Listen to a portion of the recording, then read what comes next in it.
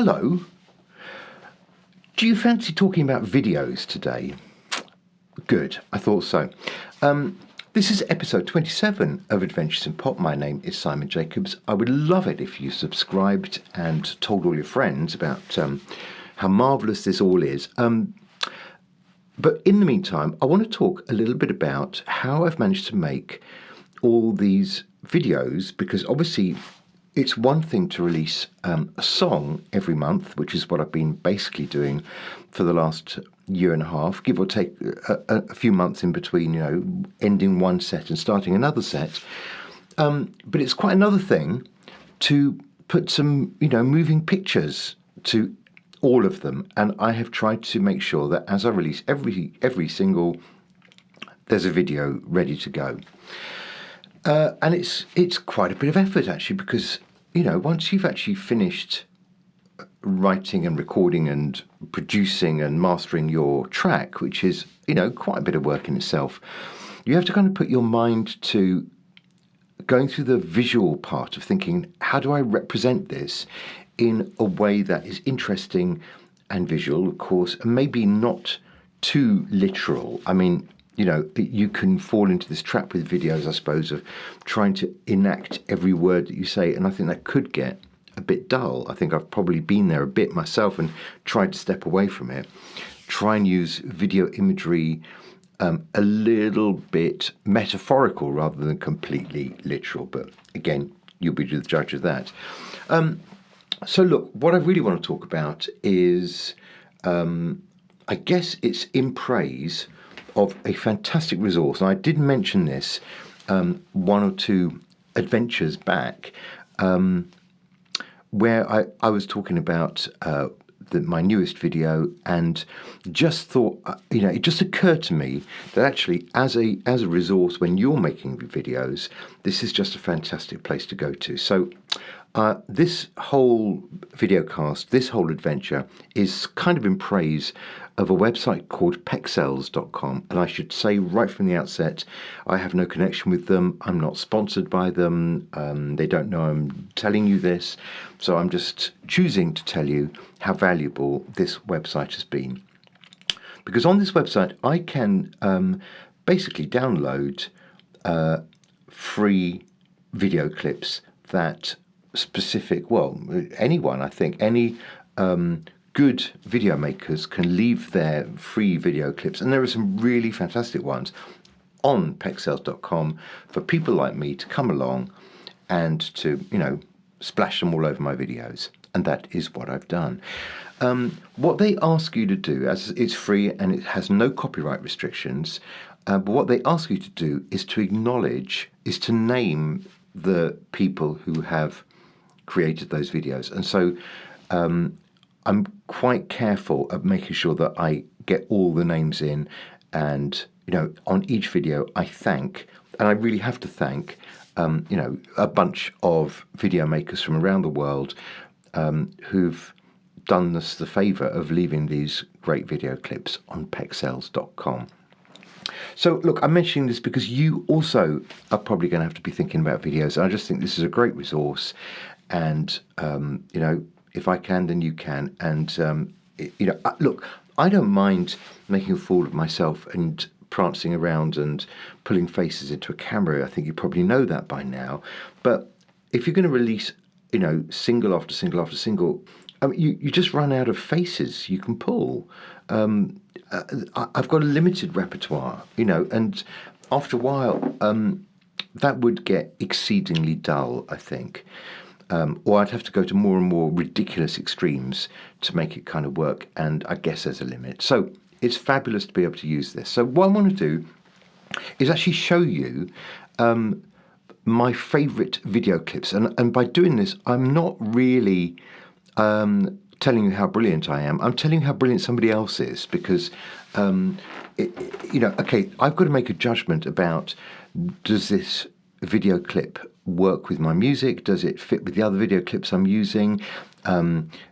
If I speed it up or slow it down, which I can do either of, both of, does that enhance it in some way? How am I going to fit it in? Where does it go in the song, etc.? Those are the judgment calls I've got to make, and Okay, some people are going to do this better than others. I don't think it's that difficult, though, when you've got some video clips that are as good as the ones I'm going to show you. So I've picked out a bunch of my videos, and I'm just going to hone in on the bits where I thought, oh my goodness, that makes it for me. That just says what I'm trying to say. A picture paints 1,000 words, etc. And job done. So I'm going to do this in chronological order because I'm that kind of guy, and we're going to go back to the first time I really went a little bit to town with Pexels.com was at the beginning of last year, January 2020. The track I released that month, which was Waiting for the Rain. It was, I think, 3 tracks into 12 Colours, my third album. All of which, of course, are available, and I do suggest you go back and watch all of the videos, of course. I will come round your house and test you, but I'm just going to show you little clips for now. So, Waiting for the Rain, here is the visual part that I really, really liked on Waiting for the Rain. I think I liked it so much I used it twice, I apologise for that straight away, but this was the kind of quality at that stage that I was able to find and put onto a track. Now, of course, with Waiting for the Rain, I just wanted some violent weather. Any kind of violent weather would do the job for me. So let's roll the first little section here.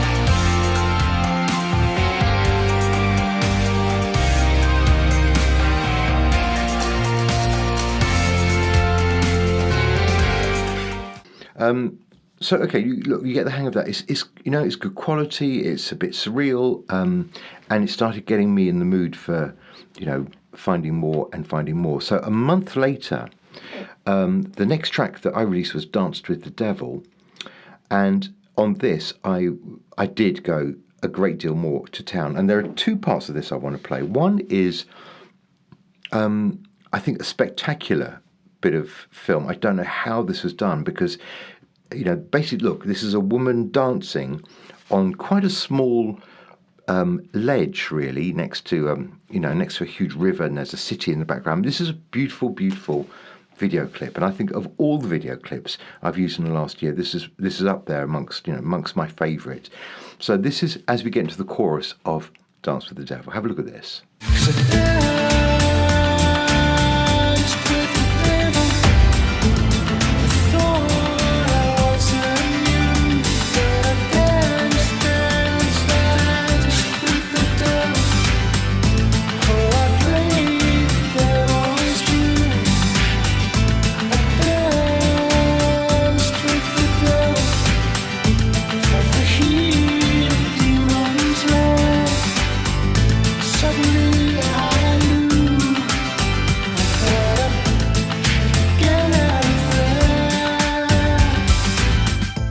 I do really love that. Now, the other thing I want to show you, which I think is quite interesting, is there's a bit in this video where we're talking about dancing. I found a bit of video of basically a big crowd of people just dancing.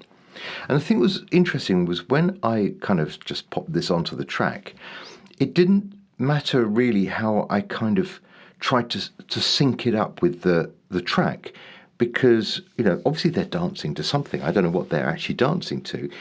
But it didn't matter where I put it. It looked like, as soon as I put it on, it looked like they were dancing to my track. And now I think this is purely a little trick that your brain does with your eyes. You're hearing something, you're looking at people dancing. I think your brain just imagines that they're all dancing in sync, because of course they're not, and I didn't really muck about with it very much. I looked at it and thought, that's weird. My brain is doing that weird thing of imagining they're all in sync with the track that I've put on. It's a great trick. Thank you, brain. I hope your brain did the same thing. Oh, and by the way, I should say, this bit of video clip I just put on twice in a row because I just needed more of it. I didn't want to slow it down. But yeah, just have a look at this. Are they really dancing to my song?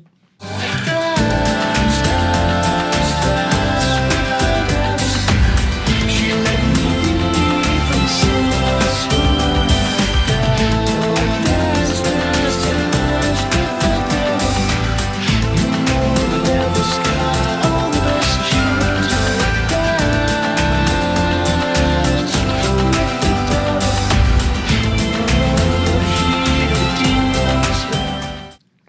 So next up, a couple of months later, I think we're now into April of 2020. I released a track called "Who'll Be There," which I guess was beginning to be a bit COVID related, and ultimately this is about nobody being there, or the fear that nobody will be there when you fall, when you need them, when you call, etc., etc. And for this, I had quite a lot of imagery of trains going to work. That's the kind of the essence of this track at the beginning, is commuting into work. So I had quite a lot of that, which is fairly literal, as I was saying before.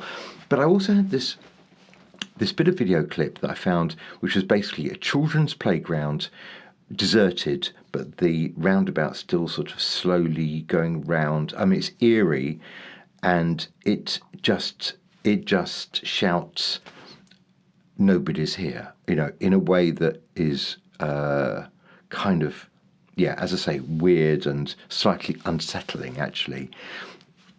Here's the chorus of "Who'll Be There."